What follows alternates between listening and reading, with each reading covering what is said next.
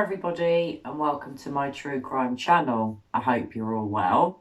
Today I wish to discuss DonWells' apparent bit on the side, who goes by the name of Prayer Gardens. And Prayer Gardens has recently been speaking to a channel on YouTube that goes by the name of Ziggy, and the woman that runs the channel has had this woman on more than once. This woman claims that Don was going to leave Candace for her, and I'm wondering if I've captured her on camera before. What I'm wondering is, have we heard this woman before? Do we know the voice? Is it the person that I think I can hear in the footage that I'm about to share with you? I very much doubt any of you that are familiar with DonWells would forget Toilet or Dumpgate, where Don maybe or maybe not did a shit live on YouTube. Hopefully he didn't. Some people claim he was doing drugs. No one's really sure. Obviously I'm not sure which. I'm going more on the side of Toilet. Enough said about that. Think back to that video, guys. There was an older woman's voice in the background. No one at the time was quite sure who it was. A lot of people thought it was Cher. I didn't. I wasn't sure who it was. What I wonder now is the voice in the background Prayer Gardens? I'm going to play you it now. I'm then going to play you a segment of a live from Ziggy's channel where you can hear the audio of this woman. Judge it for yourselves. Personally, I think it's the same woman, which would mean she's not lying, she is telling the truth, and maybe, at the time as we all thought, she was Don's new boss. I need you to sit down and talk. Hold on. Touches everyone and has many subjects on so many different topics like kindness, caring, peace, happiness, support, etc. I am learning. I need you to sit down and talk. Hold on. I need you to sit down and talk. Hold on. Good to go? I just lost you. I need you to sit down and talk. Hold on. Good to go? I just lost you. We're here. I need you to sit down and talk. Hold on. Good to go? I just lost you. So how could Summer call the ex-wife anything? You know. My other question was, have you ever met Don's ex-wife that Summer calls Grandma? Donald's ex-wife? Yes. That Summer calls Grandma? Uh-huh. Hell no. It's not Donald's ex-wife. Nobody's calling her Grandma, especially Candace's kids. I don't know where that came from. It was in an article. It was in a news article. Yeah, well, I don't think that's true, because I'll tell you why. Donald's ex-wife was a drug head and everything, and Donald just recently, and they didn't even like each other. Donald told me that they just recently started corresponding. So how could Summer call the ex-wife anything? And let me tell you another thing about Candace. Do you seriously think Candace is going to let Donald correspond with his ex-wife?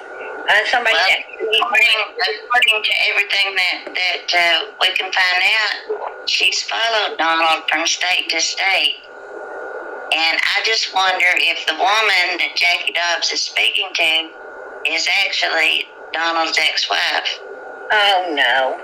Jackie Dobbs, I went over his Facebook with a fine-tooth comb before he shut it down, and I can assure you, Jackie Dobbs is just he's just a old, confused old man that, was looking for some change. He blindsidedly bought that property up there. He went up there to check it out, and he got attacked, He got attacked as soon as he got up there, because the people living there, they, you could buy the property, but they don't want you to live on it. They think after a piece of land has been up for sale so long, some people just, like, he went straight onto this kidnapping thing, and the next thing you know, he's running everybody around this bush with, Mr. Dobbs' yellow car. It's like getting a dog to chase the car, and that's what I right there started to realize exactly what they was. Not that I didn't already know it in my gut, but now it's, it's visible. It's there. I know. And then from there, you know, I wanted to come forward, and really right then and there's where I changed. That's right where, you know, I'm like, whoa, something's wrong here. But, you know, I didn't want to get out at that point because I wanted as much information as I could get on the truth. And I'm glad you didn't get out like sooner, because and you know, and that's when, you know, I started really taking note to, you know, Donald's habits and what he was doing. I talked to him at work a lot. I talked to him at his house. I talked to him on the road. And, you know, and yes, I was able to get a lot of information because, you know, at his work, for instance, he would leave his work in the morning somewhere, you know, around, I say 10, 11 o'clock. He would go to this restaurant and he would get, like, he ordered they seemed to know him too. He was getting the eggs and the sausage and some hash browns, and he went there for and then another day he went through a drive-through and ordered up some food there. And then he usually I took note that around 2 or 3 o'clock, Donald would run to the carry out to get his cigarettes and something to drink and go back to work, because he did that with me quite a few times. And also, where he was going to the carryout and stuff, at the time, that carryout has to be around that place where he was, you know, the guy came in and started screaming and stinking, because that's about the time I noticed he was going to that carryout and leaving work, because I even mentioned it to him. I said, you know, they said you wasn't around, but you seem to be going to this carryout around that time. You know, the day you were about 3 o'clock, 3:30, you know, and it seems like that's when you're running out of this place to go get cigarettes, something to drink or whatever. Maybe that's where you were when they said you were missing, you know. And so that's, you know, that's what I'm saying. And also on the drive home, because he said he didn't lose Candace the whole time. But I do know that on his drive home, there is a certain area that does drop the call. It will drop the call, because I've been on the phone with him more than once coming home, and it does. This one area drops the call.